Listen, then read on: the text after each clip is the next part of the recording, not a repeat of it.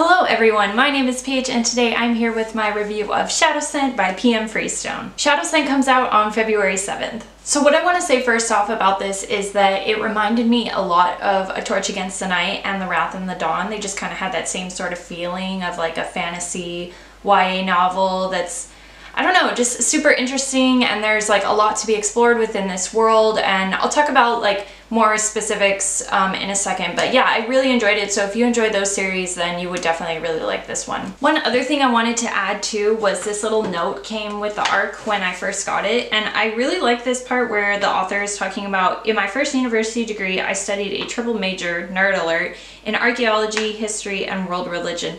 And I think that really comes into play in the novel. Like, you really see how that background is there, and I actually really enjoyed that and knowing that before I read it. So yeah, that was nice. Basically, in this world, scent is super powerful, so it's like the defining feature of this world, and people are able to use scents in very different ways. We start off with our main character, Raquel, and she is on a mission to save her father, who is dying. There are a lot of people in this world of Armitage that are dying from this kind of like unknown disease, and she just wants to find a cure for him.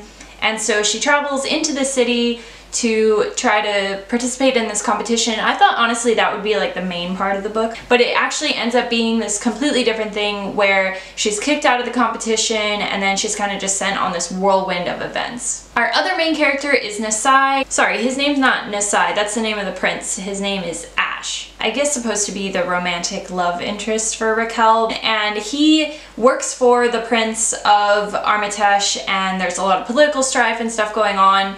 But basically, he doesn't really believe in the same stuff that Raquel does, so they kind of clash heads when they meet, and obviously that leads to a lot of like interesting dialogue and questions about the world that they live in and the morals and stuff. So I like that. I find that a lot in fantasy lately, that a lot of people are writing like this, where, you know, we have our 2 or 3 like central characters and they all come from different areas and then they all kind of clash, but they have to get along to complete this journey or something. So that's basically what happens here. But then we come to find out that Nasai has been poisoned, and it's up to Raquel and Ash to find the cure, because they both have interesting qualities that will make them able to find a cure before, you know, anyone in the kingdom can. So it's kind of that sort of thing too. And they go off on this adventure to find all these ingredients and stuff, and there's a lot that happens along the way, a lot of action and adventure.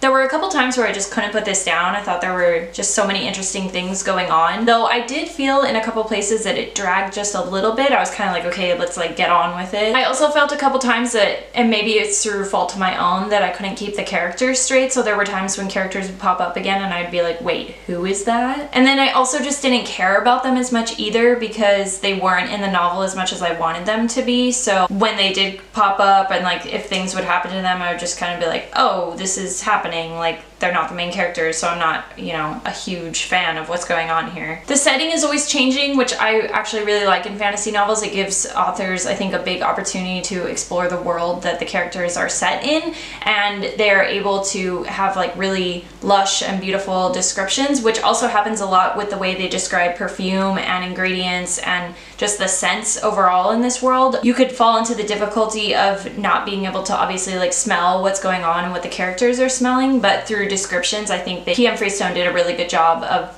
describing everything for the reader. The one thing I do wish this book had, and maybe it's just because I have the ARC copy, is a map, because there were a couple times where I was like getting lost about where they were or where they were talking about, and I would have liked a map at the very beginning to kind of go back and see what they were talking about, but maybe it'll come up in the finished copy. And then I think the other thing too was I felt they succeeded too quickly sometimes. I just wanted a little bit more of a struggle here and there. They would, you know, seemingly fail and then suddenly everything would be all right again, and I was kind of like, well, I want these characters to grow and develop from their struggles, but they would just succeed too quickly. And then finally it did end on a really exciting cliffhanger, so I would be excited to read the next book in this series. I don't know how many of them there are going to be. I hope it doesn't end up being one of those things where it's like a trilogy. I mean, though I can see that happening. I just like books that are either a duology or standalone. Like, not everything has to be a trilogy, but I guess we'll see. I also love this cover too. This is the UK ARC copy, but I hope all of the finished copies are just as shiny as this one because it's so pretty. So overall, I did enjoy the story. I liked the characters, though I felt that some characters were not used as well as they should have been. Descriptions of places were beautiful and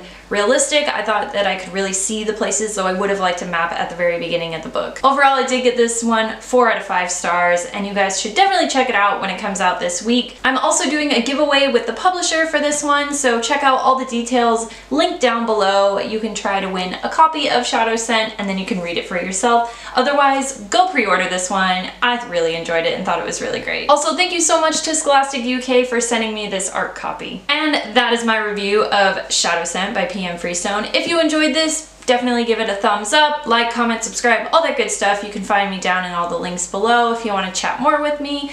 Otherwise, I will see you guys in the next video. Bye-bye! Oh wait, no. Shadowscent comes out on February 6th. Why can't I speak?